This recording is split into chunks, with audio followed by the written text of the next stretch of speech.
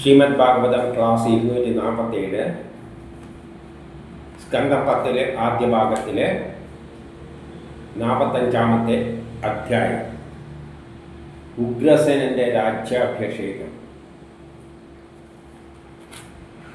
അപ്പോൾ കംസനെ വധിച്ചു. ആ ഭരണം കഴിഞ്ഞു. ഏത് കാലഘട്ടത്തിൽ?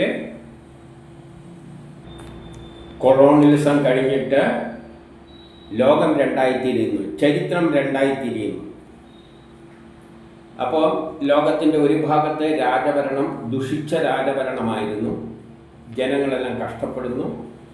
അപ്പോൾ ഏറ്റവും കഷ്ടം അനുഭവിക്കുന്ന, ഏറ്റവും പീഡനം അനുഭവിക്കുന്ന ഗ്രാമങ്ങളിൽ നിന്ന് ഒരു ശക്തിവിശേഷം കാലം ഉദയം ചെയ്യുന്നു. അത് അവസാനം ആ ഭരണത്തെ തന്നെ ഇല്ലാതാക്കുന്നു. അപ്പം അതിൻ്റെ ശേഷമാണ് ഇനി കഥയിലേക്ക് നമുക്ക് കിടക്കാം. ഒന്നിൽ ശ്രീ സുഗൻ പറയുകയാണ്, അച്ഛനമ്മമാർ തൻ്റെ യഥാർത്ഥ രൂപം ഗ്രഹിച്ചത് കാരണം അങ്ങനെ അരുത്, അത് പാടില്ല എന്ന് അദ്ദേഹത്തിന് തോന്നി. കാരണം അങ്ങനെ ധരിച്ചു കഴിഞ്ഞാൽ കാര്യം ശരിയാവില്ല. അച്ഛനമ്മമാർക്ക് മനസ്സിലായി ഇതാരാണ്, ശ്രീഹരിയാണ്.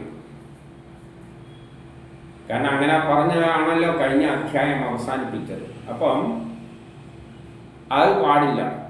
എൻ്റെ ജനങ്ങളെ മോഹിപ്പിക്കാൻ, അതെല്ലാവരും കണ്ടു കഴിഞ്ഞാൽ അച്ഛനമ്മമാർ പറയുന്ന മറ്റുള്ളവർ കേട്ട് കഴിഞ്ഞാൽ അത് പിന്നെ ഒരു പ്രത്യേക നിലയിലാണ് കാണുക. അങ്ങനെ കാണാൻ പാടില്ല.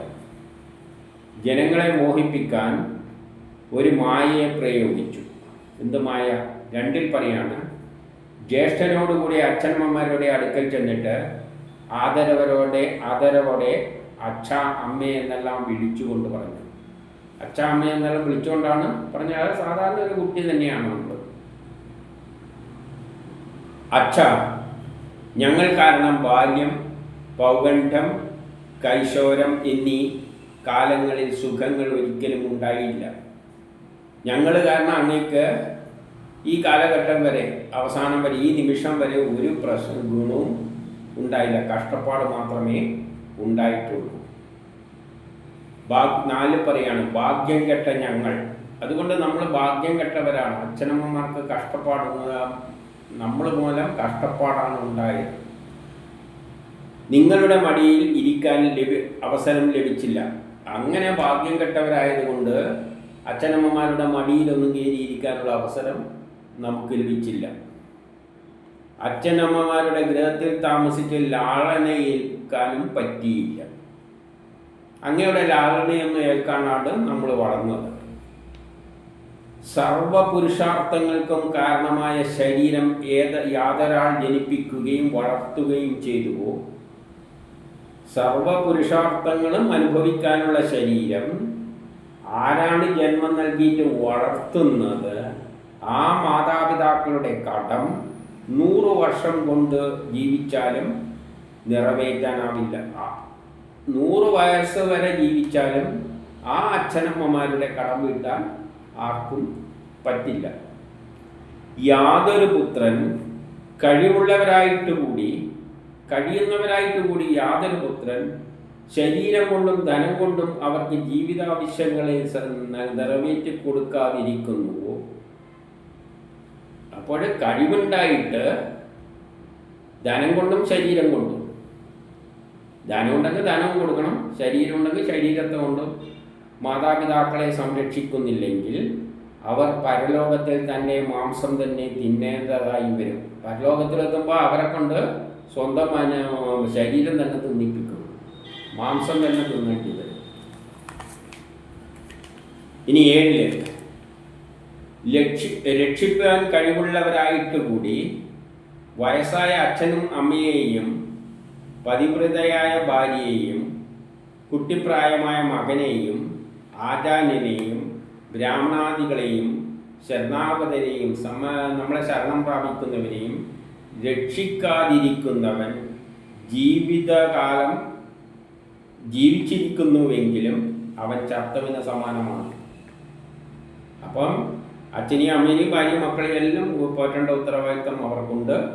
അത് ചെയ്യാത്തവൻ അവരെ മാത്രമല്ല, തന്നെ ശരണം പ്രാപിച്ച എല്ലാവരെയും ഗുരുക്കന്മാരെയും എല്ലാം ആദരിക്കാത്തവൻ, രക്ഷിക്കാത്തവൻ ജീവിച്ചിരുന്നിട്ടും ചത്തതിന് സമാനമാണ്. അതുകൊണ്ട് അങ്ങ് കഴിവില്ലാത്തവരായിരുന്നു അച്ഛനും നമുക്ക് ഒരു കംസന്റെ നിലയിലും ഒരു നിസ്സഹായരായിട്ട് കംസനെ ഭയന്നുകൊണ്ടിരിക്കുന്ന നിങ്ങളെ രണ്ടുപേരെയും ശുശ്രൂഷിക്കാൻ കഴിയാത്ത ഞങ്ങളുടെ ഈ ദിവസങ്ങളെല്ലാം എന്തായിപ്പോയി, പാഴായിപ്പോയി. കാരണം അങ്ങേ ശുശ്രൂഷിക്കാനൊന്നും നമുക്ക് പറ്റിയില്ല. കംസനെ ഭയന്നുകൊണ്ട് കഴിയേണ്ടി വന്നു. ഇത്ര കാലം നമുക്ക് ഒന്നും ചെയ്യാൻ പറ്റിയില്ല. അതുകൊണ്ട് അതുവരെയുള്ള നമ്മളെ കാലം പാഴായിപ്പോയി. ദുഷ്ടനായ കംസനിൽ നിന്നും വളരെ കഷ്ടപ്പാടും പരാധീനയും അനുഭവിച്ച നിങ്ങൾക്ക് ശുശ്രൂഷ ചെയ്യാതിരുന്ന ഞങ്ങളുടെ പ്രവൃത്തിയെ ക്ഷമിക്കുവാൻ നിങ്ങൾ അർഹരാകും. പക്ഷേ നമ്മുടെ ഈ പാപം അങ്ങ് ക്ഷമിക്കണം.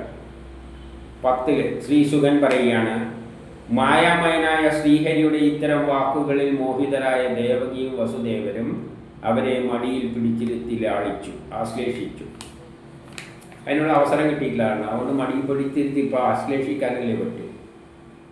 ആനന്ദഭാഷത്താൽ അഭിഷേകം ചെയ്തവരായി സ്നേഹഭാഷത്താൽ ബന്ധിക്കപ്പെട്ടവരായി ഭവിച്ച അവർ കണ്ണുനീരിൽ കുതിർന്ന കണ്ഠത്തോടെ ഒന്നും പറഞ്ഞില്ല. അവർക്കൊന്നും പറയാൻ പറ്റിയില്ല ആ അവസ്ഥയിൽ. 12 ഭഗവാൻ ഇപ്രകാരം മാതാപിതാക്കളെ ആശ്വസിപ്പിച്ച ശേഷം തൻ്റെ മുത്തച്ഛനായ ഉഗ്രസേനനെ രാജാവായി വാഴിച്ചു. അപ്പോൾ കാലം സമയമെത്തുമ്പോൾ ചെയ്യുന്നത് എന്താണ്? അവതാരമായി വന്നിട്ട് ആ രാജ്യത്തിൻ്റെ ഭരണാധികാരികളെ, ജനങ്ങളെ പരിപാലിക്കാൻ കഴിവില്ലാത്ത ഭരണാധികാരികളെ എടുത്ത് ദൂരെ കളഞ്ഞിട്ട് അതിനുള്ള കഴിവുള്ളവരെ എടുത്തു വെക്കും. പിന്നെ കുറേ കാലം അവർ കൊണ്ടുപോകും. പക്ഷേ കുറേ കാലം കഴിയുമ്പോൾ, യുഗം കഴിയുമ്പോഴാണ്, ഓരോ കാലഘട്ടം വരുമ്പോഴാണ് ഈ ഭരണത്തെ എടുത്ത് മാറ്റുന്നത്. ആദ്യം ഗോത്ര കാലഘട്ടത്തെ തച്ചുടച്ച് കൊളോണിയലിസത്തിലേക്ക് കൊണ്ടുപോയി. കൊളോണിയലിസത്തിൻ്റെ ശേഷമാണ് ഇപ്പോൾ ലോകം രണ്ടായി തിരിഞ്ഞത്. ആ രാജഭരണത്തെയാണ് ലോകത്തിൻ്റെ ഒരു ഭാഗത്ത് ഒരു പുതിയ സിസ്റ്റം ഇപ്പോൾ കൃഷ്ണൻ ഉണ്ടാക്കാൻ പോകുന്നത്. ഉഗ്രസേനൻ എന്ന വേറൊരു രാജാവിനെ വെച്ചുകൊണ്ട്. അല്ലാതെ കാലമല്ല ഭരിക്കുന്നത്. കാലം രാജാക്കന്മാരുടെയാണ് ഭരിക്കുന്നത്. ആ രാജാവ് നല്ലതാണെങ്കിൽ ജനങ്ങൾക്ക് ഗുണം കിട്ടും. അല്ലാതെ ജനങ്ങളുടെ ആവശ്യമൊന്നും നിറവേറ്റി കൊടുക്കലല്ല ഈശ്വരൻ്റെ പണി. അതുകൊണ്ട് ഈശ്വരനോട് പ്രാർത്ഥിച്ചിട്ട് ഒരു കാര്യമില്ല. നമുക്ക് ജോലി കിട്ടണമെങ്കിൽ സർക്കാരോട് ചോദിക്കണം. അതിനാണ് ആടെ ഇരുത്തിയിരിക്കുന്നത് നമുക്കുള്ളിൽ. ആ ആശയമാണ് ഇവിടെ പ്രകടിപ്പിക്കുന്നത്. അല്ലാതെ എൻ്റെ അടുത്ത് വന്ന് ചോദിച്ചിട്ട് എന്ത് ചെയ്യാനാണെന്നാണ് കൃഷ്ണന് അതിലൊന്നും താല്പര്യമില്ല. അല്ല, അതിന് ആൾക്കാരെ ഇരുത്തുന്നുണ്ട്. അവർക്ക് വഴിവില്ലെങ്കിൽ എടുത്ത് ദൂരക്കളയും. ഈ സത്യം നമ്മൾ മനസ്സിലാക്കണം. നമ്മളിപ്പോൾ ഒരു ജോലി കിട്ടാൻ ഈശ്വരനോട് പ്രാർത്ഥിച്ചിട്ട് എന്താ കിട്ടാനാണ്? ഈശ്വരൻ എന്താ നിങ്ങളെ രോഗം മാറ്റലാണോ? ഈശ്വരൻ എന്താ അവിടെ തൊഴിൽ കൊടുക്കുന്ന ആളാണോ? അല്ല, നിങ്ങളെ രോഗം മാറ്റാൻ എന്താ വൈദ്യരായിട്ടാണോ? അതിനല്ല വൈദ്യന്മാരെ ഉണ്ടാക്കി വെച്ചിട്ടുണ്ട്, ശാസ്ത്രവും വന്നിട്ടുണ്ട്. അവരെ സമീപിക്കണം. അല്ലാതെ എല്ലാത്തിനും കയറ്റിയിട്ട് കൃഷ്ണൻ്റെ അടുത്ത് പോകാൻ കാര്യം എന്ത്? ദേവന്മാരുടെ അടുത്ത് പോകാൻ എന്തിരിക്കുന്നു? നമ്മുടെ കഷ്ടപ്പാടുകൾ, ബൗദ്ധികപരമായ കഷ്ടപ്പാടുകൾ ഭരണാധികാരികളാണ് തീർത്ത് തരേണ്ടത്. എന്നിട്ട് ഉഗ്രസേനന്റെ രാജാവായിട്ട് എന്ത് പറയുന്നു? ഞങ്ങളോടും മറ്റെല്ലാ പ്രജകളോടും അങ്ങ് കൽപ്പിക്കണം. അതിനർഹിക്കുന്നു. രാജാവ് എന്ന് പറഞ്ഞാൽ എല്ലാവരെയും കൽപ്പിച്ചിട്ട് നിലനിർത്തണം. എന്തിനു വേണ്ടി? ഭരിക്കാൻ വേണ്ടി എല്ലാവരും ഇരിക്കുന്ന അധികാരം ഇരിക്കുമ്പോൾ ഒരു ഏകാധിപതിൻ്റെ മാതിരി തോന്നും. അതിൻ്റെ ആവശ്യമുണ്ട്. കർശനക്കാരനായിരിക്കണം, നിയമം നടപ്പാക്കണം, പിന്നെ അവിടെ വിട്ടുവീഴ്ചയൊന്നുമില്ല. അങ്ങനെയുള്ളൊരു വ്യവസ്ഥിതിയാണ് ലോകത്തിൻ്റെ ഒരു ഭാഗത്ത് ഉണ്ടാക്കുന്നത്. കാണുമ്പോൾ നമുക്ക് ഭയങ്കരം ഏകാധിപതിമാരി തോന്നും. അത് ആവശ്യമുണ്ട്. ഭരണാധികാരിയാണെങ്കിൽ ഉറച്ച മനസ്സുള്ളവനായിരിക്കണം, നിയമം നടപ്പാക്കാനായിരിക്കണം ആ ധൈര്യം. ആരും നിയമം തെറ്റിപ്പോകരുത്. പക്ഷേ എല്ലാ ജനത്തിനു വേണ്ടിയായിരിക്കണം. ഇപ്പം എന്താ ചെയ്യുന്നത്? യയാതി രാജാവിൻ്റെ ശാപം മൂലം രാജസിംഹാസനത്തിൽ യജുവംശക്കാർ ഇരിക്കാവതല്ല. യദുവംശക്കാർക്ക് ആ സ്ഥാനത്ത് ഇരിക്കാൻ അർഹതയില്ല. അതുകൊണ്ട് യദുവംശം എന്ന് പറയുന്നത് ഇപ്പോൾ ഏത് ആൾക്കാരായിരുന്നു? പശുക്കളെ മേയ്ക്കുന്ന ആൾക്കാർ, മേയ്ക്കുന്ന ആൾക്കാർക്ക് ആ സ്ഥാനത്ത് ഇരിക്കാനുള്ള അർഹതയില്ല. പക്ഷെ ഈ കാലഘട്ടത്തിൽ അവരാ കസേരയിൽ ഇരിക്കും. പറയുന്ന അർത്ഥം മനസ്സിലാക്കണം. ആ കാലഘട്ടം വരെ ഇവർക്കൊരു ശാപമുണ്ട്. അവർക്ക് ആ കസേരയിൽ, പശുക്കളെ മേയ്ക്കുന്ന ആൾക്കാർക്ക് ആ കസേരയിൽ ഇരിക്കാൻ അർഹതയില്ല. പക്ഷെ ഈ കാലഘട്ടത്തിലുമ്പോൾ കൃഷ്ണൻ തന്നെ അനുവദിച്ചു കൊടുക്കുകയാണ്. എങ്ങനെയാണ്?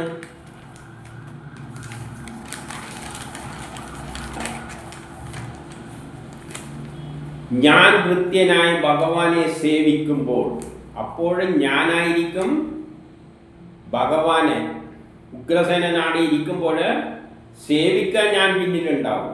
അപ്പോൾ ഈ ശാപമൊന്നും ഏൽക്കില്ല. ഞാനുണ്ടെങ്കിൽ പിന്നെ ശാപമൊന്നും, അതുവരെ ഈ ശാപത്തിനുള്ള എഫക്റ്റ് ഉള്ളൂ. ഈ കാലഘട്ടം വരുമ്പോൾ 14 പറയുകയാണ്, ഞാൻ ഭൃത്യനായി ഭഗവാനെ സേവിക്കുമ്പോൾ ദേവകൾ പോലും തലകുനിച്ച് ഭഗവാന് കപ്പം നൽകും.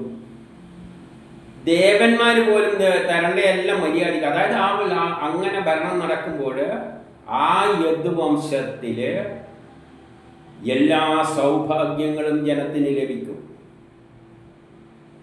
ലോകത്തിൻ്റെ ഒരു ഭാഗത്ത് എല്ലാ സൗഭാഗ്യവും ലഭിക്കും. മറ്റുള്ള ദേവങ്ങൾ പോലും അവരോട് സഹകരിക്കും. മറ്റുള്ള നരപാലകർ പിന്നെ ചോദിക്കേണ്ടതുണ്ടോ? ദേവന്മാർ പോലും സഹകരിക്കുമെങ്കിൽ പിന്നെ മറ്റുള്ളവരുടെ കാര്യം ചിന്തിക്കണ്ടോ എന്ന് വെച്ച് കഴിഞ്ഞാൽ അത്രയും സുഭിക്ഷമായിരിക്കും ആ നാട്ടിൽ. ജനങ്ങളുടെ പ്രശ്നങ്ങളെല്ലാം ഭംഗിയായി, കാലവും അതിനനുസരിച്ച്, ദേശവും എല്ലാം അതിനനുസരിച്ച് നീങ്ങും. 5:16 വിശ്വസൃഷ്ടാവായ ഭഗവാൻ കംസനെ ഭയന്നവരായ ദേശാന്തരവാസത്തിൽ കഴിഞ്ഞിരുന്നവരും യദുവംശജനായ വൃഷ്ണികൾ, അന്ധകന്മാർ, മധുക്കൾ മുതലായ സ്വജനങ്ങളെ നാനാദിക്കിൽ നിന്നും വിളിച്ചു വരുത്തി ആശ്വസിപ്പിച്ച് ധനധാനാദികളാൽ തൃപ്തിപ്പെടുത്തി അവരുടെ ഗൃഹങ്ങളിൽ താമസിപ്പിച്ചു. അപ്പോൾ കംസന്റെ ഭരണത്തിൽ കഷ്ടപ്പെട്ട് ആരെല്ലാം ഒളിച്ച് എവിടെയല്ലോ പോയി കഴിഞ്ഞിരുന്നുവോ അവരെ എല്ലാം വിളിച്ചു വരുത്തിയിട്ട്, നാട്ടിലുള്ള പീഡിപ്പിക്കപ്പെട്ട എല്ലാ ജനങ്ങളെയും വിളിച്ചു വരുത്തിയിട്ട് ആശ്വസിപ്പിച്ചു. എന്നിട്ട് ധാന്യാദികൾ കൊണ്ട് തൃപ്തിപ്പെടുത്തി അവർക്ക് ആവശ്യത്തിനുള്ളതെല്ലാ സാധനങ്ങളും കൊടുത്തു. എന്നിട്ട് അവരുടെ ഗ്രഹങ്ങളിൽ തന്നെ, നിങ്ങളങ്ങനെ എവിടെയും പേടിച്ച് പോകുമെന്നും വേണ്ട, അവരവരുടെ ഗ്രഹങ്ങളിൽ തന്നെ സുഖമായിട്ട് വസിക്കുക. എൻ്റെ 17 കൃഷ്ണന്റെയും ബലരാമന്റെയും കരബലങ്ങളാൽ അത്രയും ശക്തിയുള്ള ഭരണമാണ് അവിടെ നടക്കുക. നിയമങ്ങളെല്ലാം കട്ടിയായിരിക്കും. അല്ലെങ്കിൽ ആൾക്കാർ മിസ്യൂസ് ചെയ്യും. അപ്പൊ അവരെ കാണുമ്പോൾ ഏകാധിപതികളെ മാതിരി നമുക്ക് തോന്നും. ഏകാധിപതികളാണ് നല്ലത് തോന്നും. അതല്ല കാര്യം. ആ നിയമം എല്ലാവർക്കും ബാധകമാണ്, അവർക്കും ബാധകമാണ്.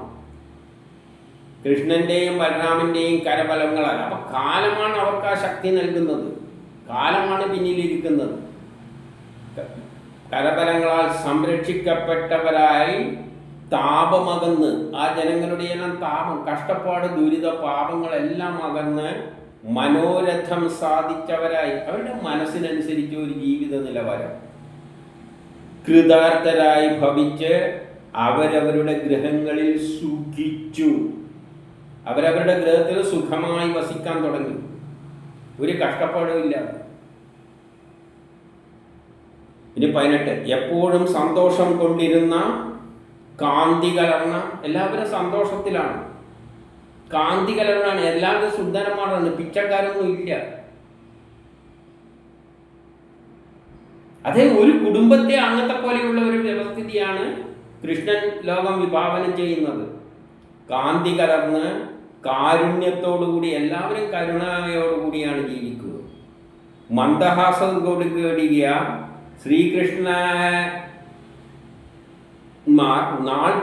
ശ്രീകൃഷ്ണന്മാരെ നാൾത്തോറും കണ്ടുകൊണ്ട് അവർ സന്തുഷ്ടരായി. കൃഷ്ണനും ബലരാമനും അവരുടെ കൂടെ തന്നെയുണ്ട്, ദൂരെയടിയും പോകില്ല. അവരുടെ കാര്യങ്ങൾ നോക്കിക്കൊണ്ട് എപ്പോഴും അവരെ കൂടെ തന്നെ ഉണ്ടാവും.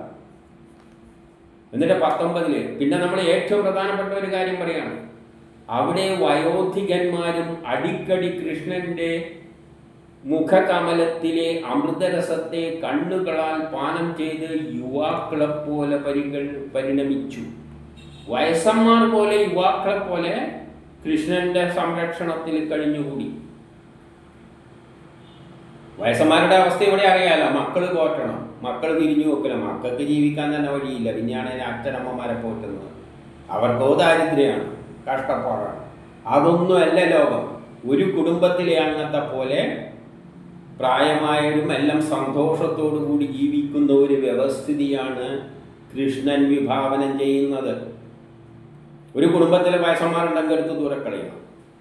പക്ഷേ ഇന്നത് സംഭവിക്കുന്നുണ്ട്. എന്തുകൊണ്ട്? പണത്തിൻ്റെ സാമ്പത്തികപരമായ വിഷമതകൾ കൊണ്ടെല്ലാം ഉണ്ട്. പക്ഷെ അതൊന്നുമില്ല. വയസ്സന്മാർക്ക് രാഷ്ട്രമാണ് ഇതിൻ്റെ ഉത്തരവാദിത്തം ഏറ്റെടുക്കുന്നത്, മക്കളുടെ തലയിലല്ല വെച്ചു കൊടുക്കുന്നത്. ഇത് ഉത്തരവാദിത്തം മക്കളുടെ തലയിലല്ല വെക്കുന്നത്. കൃഷ്ണൻ തന്നെയാണ് രാഷ്ട്രം തന്നെയാണ് ഇതിൻ്റെ ഉത്തരവാദിത്തം ഏറ്റെടുക്കുന്നത്. മക്കളെ ആയാലും കുട്ടികളെ ആയാലും എല്ലാവരുടെയും ഉത്തരവാദിത്തം രാഷ്ട്രത്തിനാണ്. അതാണ് ഒരു കുടുംബം. കുടുംബം എന്ന് പറഞ്ഞാൽ രാഷ്ട്രമാണ്. ഇന്നത്തെ കുടുംബം എന്ന് പറഞ്ഞാൽ കുടുംബം പോറ്റുന്നവൻ്റെ തലയിലാണ് ഇത് അത്രയും. ആരാണ് വീട്ടിൽ ജോലിയുള്ള അച്ഛനും മക്കളും എല്ലാം പെൻഷൻ പറ്റി ഇരിക്കുകയായിരിക്കും. മകനായിരിക്കും ജോലി, മകന് പിന്നെ സഹോദരിമാരുണ്ടാവും, കെട്ടിക്കാനുണ്ട്, എല്ലാം ഉണ്ടാവും, എല്ലാം ഇവൻ്റെ തലയിലായിരിക്കും. ആകെ കുഴപ്പമായിരിക്കും. പക്ഷെ ഇതല്ല, എല്ലാവരുടെയും ഉത്തരവാദിത്തം വയസ്സന്മാർ. അതാണ് വയസ്സന്മാരുടെയും ഉത്തരവാദിത്തം കൃഷ്ണന്റെ മുഖം നോക്കിക്കൊണ്ടാണ് ഇരിക്കുന്നത്. അല്ലാതെ മക്കളെ മുഖങ്ങളോ പേരക്കിടാങ്ങളുടെ മുഖത്തും നോക്കിയല്ല ഇരിക്കുന്നത്. എല്ലാവരുടെയും ഉത്തരവാദിത്തം രാഷ്ട്രം തന്നെ ഏറ്റെടുക്കും. ആ വ്യവസ്ഥയെല്ലാം നമുക്ക് ചിന്തിക്കാനേ പറ്റുള്ളൂ. പക്ഷെ അങ്ങനെ ഒരു യുഗത്തിലേക്കാണ് നമ്മൾ 3-ാം ലോകമഹായുദ്ധത്തിന് ശേഷം എത്തിച്ചേരാൻ പോകുന്നത്. ഒരു സുന്ദരമായ ലോകത്തിലേക്ക്. എല്ലാവരും, ലോകം മുഴുവൻ ഒരു കുടുംബത്തിലെ അംഗത്തെ പോലെ. എന്നിട്ട് 20 പിന്നെ വേറൊന്നുണ്ടല്ലോ ഇവിടെ ചെയ്തിട്ട് വന്ന സ്ഥലമുണ്ടല്ലോ, ഗ്രാമങ്ങൾ, അത് വിട്ടില്ല. പിന്നെ രാമകൃഷ്ണന്മാർ നന്ദഗോപരെ ചെന്ന് കണ്ട്, നന്ദഗോപരെല്ലാം ഒന്നിച്ചു വന്നിരുന്നല്ലോ, ഇപ്രകാരം പറഞ്ഞു: അച്ഛ, ഞങ്ങൾ രണ്ടുപേരും നിങ്ങളാൽ സ്നേഹത്തോടെ വളർത്തപ്പെട്ടു. നമ്മൾ ഇതുവരെ പരിപാലിച്ചത് നിങ്ങളാണ്, ഈ ഗ്രാമങ്ങളിലുള്ള ജനങ്ങളാണ്. താലോലിക്കപ്പെട്ടവരുമാകുന്നു. അച്ഛനമ്മമാർക്ക് തങ്ങളെക്കാളും തങ്ങളുടെ മക്കളിൽ സ്നേഹം കൂടുതലാണല്ലോ. സാധാരണ അച്ഛനമ്മമാർക്ക് മക്കളിലാണ് സ്നേഹം. എന്നാൽ 22 പറയുന്നു, നോക്കി വളർത്തുന്നതിന് കഴിവില്ലാത്ത, നോക്കി വളർത്തുന്ന കഴിവില്ല ആര്? കൃഷ്ണന്റെ അച്ഛനമ്മമാർക്ക് നോക്കുക. കാരണം കംസന്റെ ജയിലിൽ കിടക്കുകയാണ്. നോക്കി വളർത്താൻ കഴിവില്ലാത്ത, സ്വന്തക്കാരാൽ കൈവിട്ടവരും അഗതികളായവര്, അവരെ സ്വസന്താനത്തെ പോലെ വളർത്തുന്നവരാണ് യഥാർത്ഥ അച്ഛനമ്മമാർ. അപ്പോൾ അനാഥരായ ആൾക്കാർ സമൂഹത്തിൽ ഉണ്ടാകാൻ പാടില്ല. അവരെ സ്വന്തം മക്കളെ പോലെ, എല്ലാവരും മക്കളാണ്. അതാണ് ഞാൻ നേരത്തെ പറഞ്ഞത്, എൻ്റെ മകൻ എന്ന ചിന്തയില്ല. ലോകം മുഴുവൻ മക്കളെയെല്ലാം ഉത്തരവാദിത്തം ആരാണ് ഏറ്റെടുക്കുന്നത്? സർക്കാരാണ്. ആ ഭരണമാണ് ഏറ്റെടുക്കുന്നത്. അപ്പോൾ പിന്നെ മക്കളെ കാര്യത്തിലൊന്നും എല്ലാവരെയും നമ്മൾ ഒരേപോലെ കാണുക.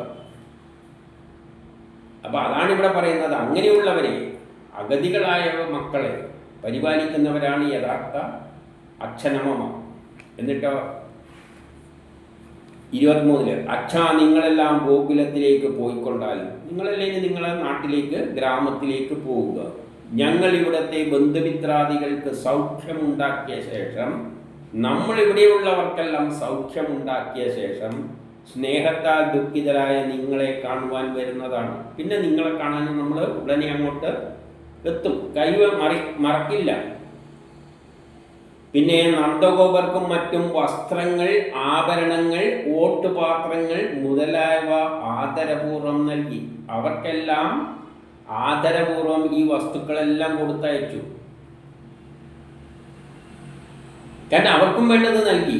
നാട്ടിലെല്ലാവർക്കും ആ ഭരണത്തിന് കീഴിലുള്ള എല്ലാവർക്കും ഗ്രാമങ്ങളിലടക്കം സുഭിക്ഷതയുണ്ടാക്കി, സൽക്കരിച്ചു. 25 നന്ദൻ സ്നേഹത്താൽ വിവശനായി രണ്ടുപേരെയും ആശ്ലേഷിച്ച് കണ്ണുകൾ നിറഞ്ഞുകൊണ്ട് ഗോപന്മാരോടുകൂടെ ഗോകുലത്തിലേക്ക് പുറപ്പെട്ടു. 26, 27 പിന്നെ വസുദേവർ പുരോഹിതന്മാരെ കൊണ്ടും ബ്രാഹ്മണരെ കൊണ്ടും പുത്രന്മാരുടെ ഉപനയനം നടത്തി. വസുദേവൻ. ഇനി കുട്ടിക്കാലമാണ്. ഇതെല്ലാം കുട്ടിക്കാലത്താണ്. അതായത് കൃതയുഗം, ത്രേതായുഗം, ദ്വാപരയുഗത്തിൻ്റെ ആദ്യ ഭാഗത്താണ് ലോകത്തിൻ്റെ ഒരു ഭാഗത്ത് ഈ വ്യവസ്ഥിതി ഉണ്ടാകുന്നത്. പിന്നെ ആ വ്യവസ്ഥിതി ഉണ്ടാകും ഉടനെ ഒന്നും വലിയ പുരോഗതിയൊന്നും എത്തൂലല്ലോ. പിന്നെ എന്താണ്? പഠിച്ച് പ്രായോഗികമായിട്ട് ബാല്യകാലമാണ്. ആ നാട്ടിൽ പഠിക്കുകയും പഠിപ്പും വിദ്യാഭ്യാസം ഉണ്ടായിട്ടല്ലേ പുരോഗതി കാണാൻ പറ്റുള്ളൂ. പെട്ടെന്നങ്ങ് കയറി വന്നാൽ പറ്റൂലല്ലോ. അതുകൊണ്ട് പിന്നെ കുട്ടിക്കാലമാണ്, പഠിക്കലാണ്, വിദ്യ നേടലാണ്. ആ കാലഘട്ടമായിട്ട് കൃഷ്ണൻ്റെ കാലഘട്ടമായിട്ട് ചിത്രീകരിക്കുകയാണ്. അതായത് അവിടെ പുതിയൊരു വ്യവസ്ഥിതി ഉണ്ടായി, പക്ഷേ പിന്നെ ബാല്യകാലമാണ് ഇതിൻ്റെ. അത് കൃഷ്ണൻ്റെ ബാല്യകാലമായിട്ട് പറയുകയാണ്. ഉപനയന കർമ്മം എന്ന് പറഞ്ഞാൽ വിദ്യ അഭ്യസിക്കുന്ന കർമ്മം. അവർക്ക് ദക്ഷിണാദികൾ കൊടുത്ത് പശുക്കളെയും കൊടുത്തു. അത് പ്രാധാന്യം തുടക്കത്തിൽ. കൃഷ്ണൻ്റെയും രാമൻ്റെയും ജനന ദിവസത്താൽ ദാനം ചെയ്തപ്പെട്ട പശുക്കളെ ഓർത്തുകൊണ്ട് അന്ന് കൃഷ്ണനും രാമനും ജനിച്ചപ്പോൾ ഒരു ദാനം കൊടുത്തിരുന്നു പശുക്കൾ. ആ പശുക്കളെയിൽ ആരെ അടിച്ചുകൊണ്ടുപോയി? അക്രമിയായ കംസൻ പിടിച്ചെടുത്തു കൊണ്ടുപോയിരുന്നു. ആ പശുക്കളെ തന്നെ തിരിച്ചു വെച്ചുകൊണ്ട് ഇപ്പം ദാനം ചെയ്തു. ഒരു നല്ല കർമ്മം ചെയ്യുമ്പോൾ ദാനം ചെയ്യണം എന്നാണ് അന്നത്തെ വ്യവസ്ഥിതി. എന്ത് നല്ല കർമ്മം ചെയ്യുമ്പോൾ നമ്മൾ ജനത്തിന് കൊടുക്കണം, നമ്മൾ ഉപയോഗിക്കല്ല വേണ്ട. ദാനം എന്ന് പറഞ്ഞാൽ നല്ല ആഘോഷം വരുവാന്ന് പറഞ്ഞാൽ ജനത്തെ സൽക്കരിക്കുക, നമ്മളിലേക്ക് വരുന്നത്, പുറത്തേക്ക് സമൂഹത്തോടാണ് നമ്മളെ കടപ്പാട് വേണ്ടത്. അങ്ങനെ കൊടുത്ത പശുക്കളെ അന്ന് കംസൻ എന്ത് ചെയ്ത് അടിച്ചെടുത്തുകൊണ്ട് എല്ലാം കംസൻ കൊണ്ടുപോകും. അന്നത്തെ കാലം ജനത്തിൽ നിന്ന് അങ്ങോട്ടേക്ക് എടുക്കുന്ന പരിപാടിയാണ്. ഇത് ജനത്തിലേക്ക് കൊടുക്കുന്ന പരിപാടിയാണ്. അപ്പോൾ അവയെല്ലാം തിരിച്ചു കൊണ്ടുവന്നിട്ട് ദാനം ചെയ്തു. എന്നിട്ട് 29 ഉപനയനം കഴിഞ്ഞിട്ട് ദ്വിജത്വം എന്നത്തെ പ്രാപിച്ചവർ, അതായത് പൂണൂൽ ധരിച്ചിട്ടാണ് വിദ്യാഭ്യാസിപ്പിക്കുന്നത്. എല്ലാവരും തന്നെ പഠിക്കുന്നവരെല്ലാം പൂണൂൽ ധരിച്ചിട്ടാണ്. അതിൽ ബ്രാഹ്മണർ അങ്ങനെയൊന്നുമില്ല. പഠിക്കുന്നവർക്കെല്ലാം പൂണൂൽ ധരിക്കുക. പൂണൂൽ കൊണ്ടൊരു തത്വമുണ്ട്. അത് ഇലക്ട്രോണിക്സ് തത്വമാണ്. ഓർബിറ്റിനെയാണ് അത് സൂചിപ്പിക്കുന്നത്. ആറ്റത്തിൽ നിന്ന് ഹൃദയം സെൻറ്ററും ന്യൂക്ലിയസും പൂണൂല് ഓർബിറ്റും. അപ്പോൾ ആ ഒരു ശാസ്ത്രത്തിൽ നിന്ന് വേണം നമ്മൾ സയൻസിൻ്റെ പഠിപ്പ് തുടങ്ങാൻ. ആറ്റങ്ങളിൽ നിന്ന് പ്രപഞ്ചമുണ്ടായത് ആറ്റങ്ങളിലൂടെയാണ്. ആ വിദ്യ തുടങ്ങുന്നതാണ് മനുഷ്യരെപ്പോഴും രണ്ടാമത്തെ ജന്മമാണ്. അതായത് വിദ്യയിലൂടെ മനുഷ്യനാവുകയുള്ളൂ. അതുവരെയുള്ളത് ഒരു തരം മനുഷ്യൻ. പക്ഷേ വിദ്യ നേടുമ്പോഴാണ് അവൻ്റെ രണ്ടാമത്തെ ജന്മം ആയിട്ടാണ് കാണുന്നത്. വിദ്യയുള്ള മനുഷ്യൻ ഒരു ജന്മമാണ്, വിദ്യയില്ലാത്തവൻ ഒരു തരം മകടൻ. പ്രാപിച്ചവൻ യാദവരുടെ കുലാചാര്യനായ ഗർഗമഹർഷിയിൽ നിന്നും ഗായത്രമെന്ന വ്രതത്തെ കൈക്കൊണ്ടു ആദ്യം. എന്നിട്ട് 30 എല്ലാ വിദ്യകളും അറിയുന്ന ജഗദീശ്വരന്മാരായിരിക്കലും, ഇവർക്ക് എല്ലാ വിദ്യയെല്ലാം അറിയാണ് എങ്കിലും വിദ്യയുടെ മഹത്വം പ്രചരിപ്പിക്കാൻ വേണ്ടിയിട്ട് അവയെ മാനുഷിക ചേഷ്ടയാൽ മറച്ചുകൊണ്ട്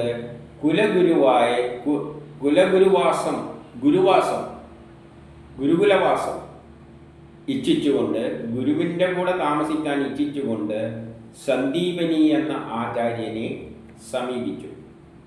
31-32 അവർ ഇരുവരും മുറപ്രകാരം ഗുരുസമീപത്ത് ചെന്ന് ജിതേന്ദ്രിയനായി അന്യന്മാരെ ഗുരുശുശ്രൂഷാവൃത്തിയെ ബോധിപ്പിച്ചു കൊണ്ടും ഒരു ശിഷ്യൻ എങ്ങനെയാണ് വർക്ക് ചെയ്യേണ്ടത്, പഠിക്കേണ്ടത് എന്ന നിലയിൽ എല്ലാവർക്കും മാതൃകയായിക്കൊണ്ട് ഭക്തിയോടെ ഈശ്വരനെ പോലെ ഗുരുവിനെ സേവിച്ചു. കാരണം ഗുരുവാണ് ജ്ഞാനം നൽകുന്നവൻ, പുതിയൊരു ജീവിതത്തിലേക്ക് നയിക്കുന്നവൻ. അതുകൊണ്ട് കാണപ്പെട്ട ഈശ്വരനായിട്ട് ഗുരുവിനെ കാണണം. ഏത് ഗുരു? വിദ്യ അഭ്യസിപ്പിക്കുന്നത്. അത് ഒന്നാമത്തെ ഹരിശ്രീ തുടങ്ങിയിട്ടുള്ളവരെയെല്ലാം ഗുരുവായിട്ട് കാണണം, ഈശ്വരനായിട്ട് കാണണം. നമ്മളിന്ന് ഗുരു എന്ന് പറയുന്നത് എന്താണെന്ന് ഒന്ന് ചിന്തിച്ചാൽ മതി. ആ ഗുരുവിനാണെങ്കിൽ വേദത്തിൻ്റെ ഒരു ചുക്കും അറിയില്ല. അതാണ് അവസ്ഥ. അവരെയെല്ലാം നമ്മൾ ഗുരുവായിട്ട് ബഹുമാനിച്ചടക്കുകയാണ്. ഇവിടെ അതല്ല അർത്ഥം. എന്ത് പഠിപ്പിക്കുന്നു അതിന് അർത്ഥസഹിതം പഠിപ്പിക്കാനുള്ള കഴിവുകൊണ്ടാണ്. അക്ഷരത്തിൽ നിന്ന് അത് തുടങ്ങണം. അക്ഷരമാണ് ആദ്യത്തെ തുടക്കം. അപ്പം അക്ഷരം പഠിപ്പിച്ചവരെ തന്നെ ഈശ്വരനായി കണ്ടുകൊണ്ട് അതാണ് യഥാർത്ഥ ഗുരു. എന്നിട്ട് പിന്നെ എന്ത് പഠിക്കണം?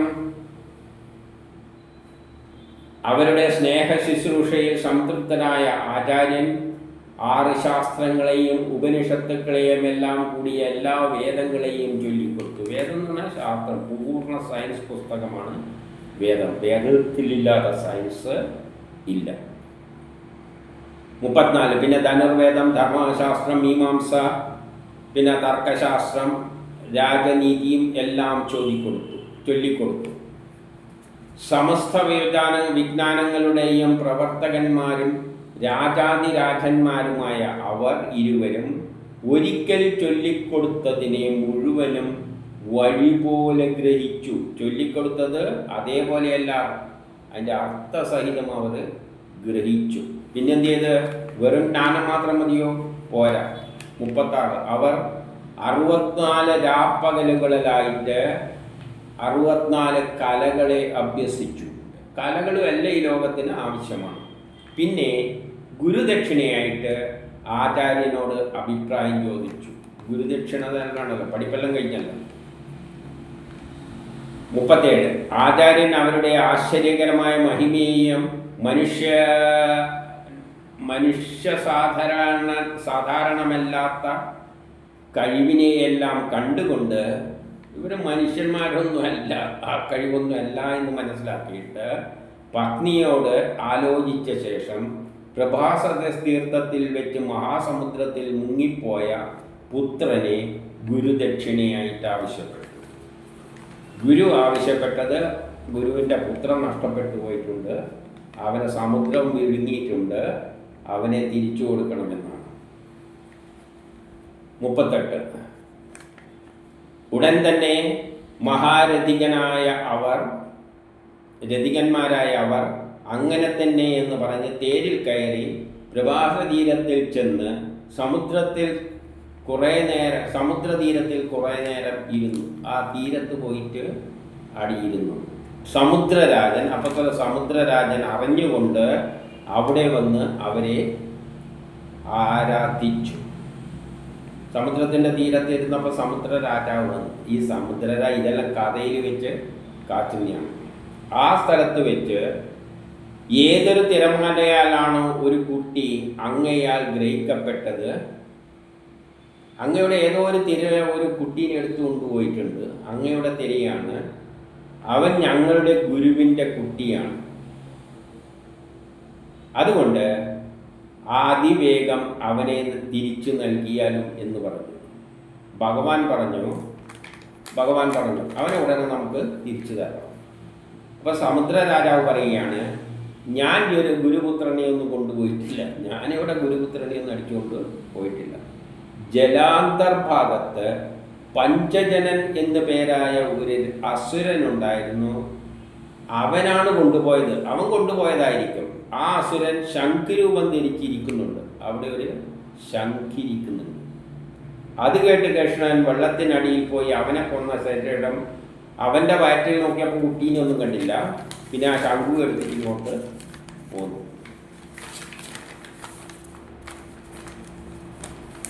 ഈ ശംഖിൽ നിന്നാണ് ഓംകാരത്തിൻ്റെ ആദ്യ ശബ്ദം മുഴങ്ങുന്നത്, സൃഷ്ടിയുടെ തുടക്കം. 42. അവൻ്റെ വയറ്റിലെ ശംഖെടുത്തിട്ട് തേരിലേക്ക് നേരെ നടന്നു. അപ്പം ശംഖിൽ ഓംകാരത്തിലൂടെയാണ് പ്രപഞ്ച സൃഷ്ടി നടന്നിരിക്കുന്നത്. ആ ശാസ്ത്രങ്ങളെല്ലാം ഇവിടെ ഗുരുവിൽ നിന്ന് പഠിച്ചത് ഓർക്കുന്നതായിട്ട് ഇവിടെ കണ്ടാൽ അതിനെ അതിൽ പിന്നെ ബലഭദ്രനോടുകൂടി അന്തകൻ്റെ പ്രിയപ്പെട്ട സംയമതി എന്ന പുരിയിലേക്ക് ചെന്നിട്ട്, അതായത് അന്തകൻ്റെ താമസിക്കുന്നിടത്ത് ചെന്നിട്ട് ശങ്കൂതി എന്നാണ് പറയുന്നത്. കുട്ടി അന്തകൻ്റെ അടുത്താണെങ്കിൽ ശംഖിൻ്റെ അടുത്ത് പോകേണ്ട ആവശ്യം എന്താണ്? എന്തുകൊണ്ടാണ് ശംഖ് തുടങ്ങിയത്? ശംഖിൽ നിന്നാണ് വിദ്യയുടെ ജ്ഞാനത്തിൻ്റെ തുടക്കം. അതിലൂടെയാണ് ഗുരുവിലൂടെ നമുക്ക് പുറത്തേക്ക് വരുന്ന എല്ലാ ജ്ഞാനത്തിൻ്റെയും ഔട്ട്പുട്ട് ശംഖിൽ നിന്ന് തുടങ്ങിയിട്ടാണ് ഉണ്ടായിരിക്കുന്നത്. അപ്പോൾ ശാസ്ത്രമര്യാദകളെ അതിലംഘിച്ച് നടക്കുന്ന അന്തകൻ ശംഖനാദം കേട്ട് അവരെ ഭക്തി പുരസരം സൽക്കരിച്ചു. എല്ലാവരുടെയും ഹൃദയാന്തർഭാഗത്ത് സ്ഥിതി ചെയ്യുന്ന ശ്രീകൃഷ്ണനോട്, അപ്പോൾ എല്ലാവരുടെയും ഹൃദയാന്തർഭാഗത്ത്, എല്ലാവരുടെയും ഉള്ളിലുള്ളതാണ് ഈ ശ്രീകൃഷ്ണൻ. അതാർക്കറിയാം? അന്തകനറിയാം. വിന്യാന്യതനായിട്ട് പറഞ്ഞു, ലീലക്കായി മനുഷ്യരൂപം ധരിച്ച വിശ്വാത്മാവേ, ഭവാന്മാർക്ക് ഞാനെന്താണ് ചെയ്യേണ്ടത്? ഇപ്പോൾ 45 ശ്രീ ഭഗവാൻ പറയുന്നു, യമധർമ്മ രാജാവേ, ഇതേ യമധർമ്മ രാജാവാണ്. എൻ്റെ ആജ്ഞയാൽ പ്രേരിതരായി താങ്കൾ ഇവിടേക്ക് കൊണ്ടുവരപ്പെട്ട ഗുരുപുത്രനെ സ്വകർമ്മഫലം അനുഭവിക്കേണ്ട ആണെങ്കിലും കൂടി ഇവിടെ കൊണ്ടുവരിക. അങ്ങ് ചെയ്യുന്നതല്ല, ഞാൻ പറഞ്ഞ കാര്യമാണ് ചെയ്തിരിക്കുന്നത്. അതായത് ഈ കുട്ടീനെ അടിച്ചുകൊണ്ട് പോയിരിക്കുന്നത് ആരാണ്? കൃഷ്ണൻ പറഞ്ഞിട്ട് തന്നെയാണ്. അന്തകൻ്റെ ജോലിയെ ചെയ്യുന്നു. അന്തകനല്ലാതെ പ്രത്യേക ആരോട് ഇതൊന്നുമില്ല. പിടിച്ചോണ്ടോണ്ട സമയത്ത് പിടിച്ചോണ്ട്, എന്തോ തെറ്റുണ്ടെങ്കിൽ വേഗം തന്നെ കൊണ്ടുപോകണമെങ്കിൽ വേഗം തന്നെ കൊണ്ടുപോകും. അതെല്ലാം അനുഭവിക്കേണ്ട കർമ്മഫലമായിട്ട് നടക്കുന്ന കാര്യമാണ്. അല്ലാതെ ഗുരുവിന് പ്രത്യേകിച്ച് മക്കൾക്ക് പ്രത്യേകിച്ച് സ്പെഷ്യൽ കൺസിഡറേഷൻ ഒന്നും ഇല്ല. അവനെ തിരിച്ചു കൊണ്ടുവരിക എന്ന് പറയുകയാണ്. അങ്ങനെയാട്ടെ എന്ന് സമ്മതിച്ച് യമനാൽ കൊണ്ടുവരപ്പെട്ട നൽകപ്പെട്ട ഗുരുപുത്രനെ കൂട്ടിക്കൊണ്ടുവന്ന് സ്വന്തം ഗുരുനാഥന് നൽകിയ ശേഷം വീണ്ടും അദ്ദേഹത്തോട് ചോദിച്ചു, ഇനി എന്താണ് വേണ്ടതെന്ന് അദ്ദേഹത്തോട് ചോദിച്ചു. അപ്പോൾ ഗുരുവിൻ്റെ പുത്രനെ തിരിച്ചു കിട്ടി എന്ന് മാത്രമേ പറയുന്നുള്ളൂ. അത് പുതിയ പുത്രനായിട്ട് ജനിച്ചതാണോ, വേറൊരു കുട്ടി ജനിച്ചതായിട്ട് കിട്ടിയതാണോ, അതൊന്നും പറയുന്നില്ല. ഗുരു എന്നത് വിദ്യയുടെ അധിപനാണ്. ഗുരുവിലൂടെയും ശിഷ്യനിലൂടെയുമാണ് പുതിയ ജ്ഞാനം പുറത്തേക്ക് വരിക. ഗുരുവും ശിഷ്യനും കൂടിയിട്ടാണ് യഥാർത്ഥ ജ്ഞാനം പുറത്തേക്ക് വരിക. ഗുരു പഠിപ്പിച്ചു കൊടുക്കുന്നു, ശിഷ്യനും കൂടി പഠിക്കുന്നു. അതിലൂടെ രണ്ടുപേരും കൂടിയിട്ട് ശാസ്ത്രജ്ഞാനം പുറത്തേക്ക് വരും. വേദരഹസ്യം മനസ്സിലാക്കണ്ടെങ്കിൽ ഗുരു പഠിപ്പിച്ചു കൊടുക്കണം. ശാസ്ത്രജ്ഞാനമുള്ള സയൻസ് അറിയുന്ന ആധുനിക ശിഷ്യനെ പഠിപ്പിച്ചു കൊടുക്കണം. ഗുരുവും ശിഷ്യനും കൂടിയിരുന്നിട്ട് അതിൻ്റെ ശരിയായ അർത്ഥം മനസ്സിലാക്കണം. വേദത്തിൻ്റെ ശരിയായ അർത്ഥം മനസ്സിലാക്കണമെങ്കിൽ വേദത്തിൻ്റെ വരികളും അതിൻ്റെ അർത്ഥവും വിവർത്തനവും എല്ലാം അറിയുന്ന വ്യക്തികൾ, പുതിയ ആധുനിക സയൻസിൽ ശാസ്ത്രമെല്ലാം അറിയുന്ന പണ്ഡിതരായ, ഇപ്പം BSc MSc PhD എല്ലാം പഠിച്ച ശാസ്ത്രജ്ഞാനമുള്ള ആൾക്കാരെ പഠിപ്പിച്ചു കൊടുക്കുക. അവരവരുടെ സയൻസിലൂടെ ഈ ഗുരു പഠിപ്പിക്കുന്നതും കൂടി ചേർന്നിട്ട് എന്തായി വരും? പുതിയൊരു തത്വമായിട്ട് പുറത്തേക്ക് വരും ശാസ്ത്രം. വേദത്തിലെ ശരിയായ അർത്ഥം നേരം മനസ്സിലാക്കാൻ പറ്റും. അത് പുത്രനായിട്ട് കണ്ടാൽ മതി. ഇനി എന്താണ് വേണ്ടതെന്ന് ചോദിച്ചു. അപ്പോൾ 48 വീരന്മാരെ, നിങ്ങൾ സ്വഗൃഹത്തിലേക്ക് പോകും. നിങ്ങൾ ഇനി നിങ്ങളുടെ വീട്ടിലേക്ക് പോയിക്കോ. അപ്പോൾ അതുവരെ ഗുരുവിൻ്റെ കീഴിൽ നിന്നുകൊണ്ട് ഗുരുവിൻ്റെ ശിഷ്യനായിട്ട് വർക്ക് ചെയ്യുന്നതിൻ്റെ ഉദ്ദേശം എന്താണ്? ഗുരു ശിഷ്യനും കൂടിയിട്ട് ഒരു ധർമ്മമുണ്ട്. വേദം ഉപനിഷത്ത് പറയുന്ന ഒരു കാര്യമാണ്.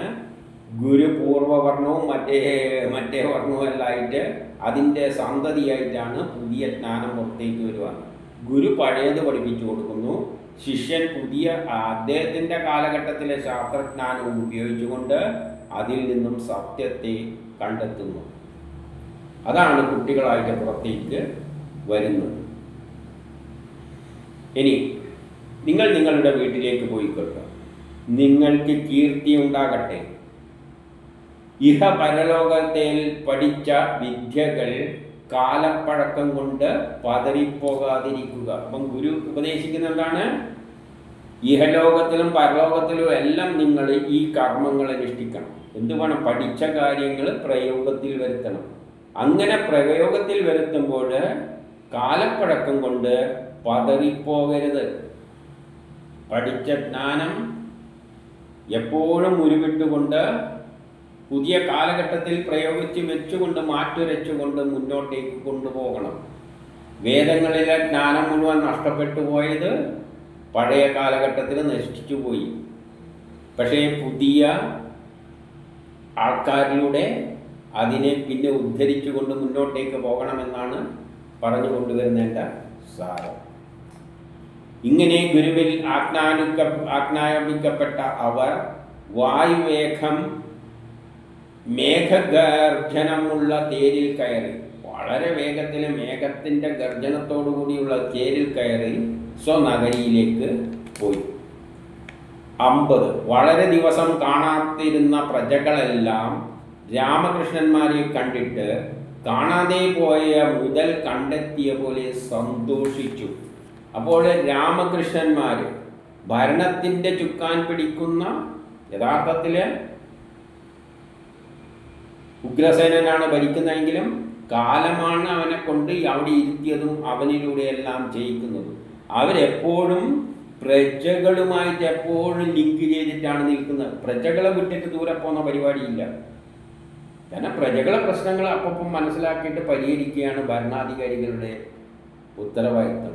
അതുകൊണ്ട് ഒരു ദിവസം പ്രജകൾ വല്ല വിദേശത്താറ്റം പോയി കഴിഞ്ഞാൽ ഇവർ ആകെ അസ്വസ്ഥമാകും. കാരണം എന്തുകൊണ്ട്? ഞങ്ങളെ കാര്യം നോക്കാൻ ആളില്ലാത്ത ചിന്താഗതി വരും. അപ്പം ഭരണാധികാരികൾ എപ്പോഴും, അതുകൊണ്ട് തന്നെ വേദം പറയുന്നുണ്ട്, ഭരണാധികാരികൾ അധികം നാട്ടിൽ തന്നെ ഉണ്ടാകണം, ജനങ്ങളുടെ കൂടെ തന്നെ എപ്പോഴും ഉണ്ടാകണം. അത്യാവശ്യത്തിന് മാത്രമേ വെളിയിൽ പോകാൻ പാടുള്ളൂ. എപ്പോഴും ജനങ്ങളുടെ പ്രശ്നം പരിഹരിക്കാൻ വേണ്ടി ജനങ്ങളുടെ കാര്യം മനസ്സിലാക്കിക്കൊണ്ട് ജനങ്ങളുടെ ഇടയ്ക്ക് ഇരിക്കണം. അങ്ങനെയുള്ള ഭരണാധികാരികളാണ്. അങ്ങനെയുള്ള ഭരണാധികാരികളെ ലോകത്തിൽ നമ്മൾ ശ്രദ്ധിച്ചാൽ കാണും. എവിടെയാ കാണുമെന്നും ചിന്തിച്ചു നോക്കുക. ലോകം രണ്ടായിട്ട് തിരിഞ്ഞിട്ടുണ്ട്. അധികം കറങ്ങിയടിച്ച് നടക്കേണ്ട ആവശ്യമൊന്നുമില്ല. ഭരണാധികാരികൾക്ക് നമ്മളെ നാട്ടിൽ തന്നെ ജനങ്ങളുടെ പ്രശ്നങ്ങൾ, തീർത്താതീരാത്ത പ്രശ്നങ്ങളുണ്ട്. അത് കണ്ടെത്തി പരിഹരിക്കുകയാണ് ഭരണാധികാരികളുടെ ലക്ഷ്യം. അപ്പം ഇവർക്ക് കാണാതായപ്പോൾ ആകെ അവരുടെ, കാരണം ഒരു ജനത്തിൻ്റെ വിശ്വാസമാരാണ് ഭരണാധികാരികൾ. നമ്മളെ കൂടെയുണ്ട്, എന്ത് പ്രശ്നം വരുമ്പോഴും നമ്മളെ കൂടെയുണ്ട് എന്നുള്ള ഭരണാധികാരികൾ ഉണ്ടെങ്കിലേ ജനം, അപ്പം ജനവും ഭരണവും ഒന്നാണ്. ജനവും ഭരണാധികാരികളും ഒന്നായിട്ട് നിൽക്കുന്ന ഒരേ മനസ്ഥിതിയുണ്ട്. ഒരേ മനസ്ഥിതി കൊണ്ടാണ് ജനങ്ങളും ഭരണവും ഭരണകർത്താക്കളെല്ലാം ഒരു ഏകമനസ്കരായിട്ട് പോകാനാണ് വേദം തന്നെ പറഞ്ഞ് അവസാനിപ്പിക്കുന്നത്. എന്താണ്? എല്ലാവരും ഏകമനസ്കരായി ഒരു ലക്ഷ്യത്തിന് വേണ്ടി മുന്നോട്ടേക്ക് പോവുക. ഇതാണ് കൃഷ്ണൻ വിഭാവനം ചെയ്യുന്ന ലോകം. ഇതാണ് യാദവകുലത്തിൽ കൃഷ്ണൻ നടപ്പാക്കുന്നത്.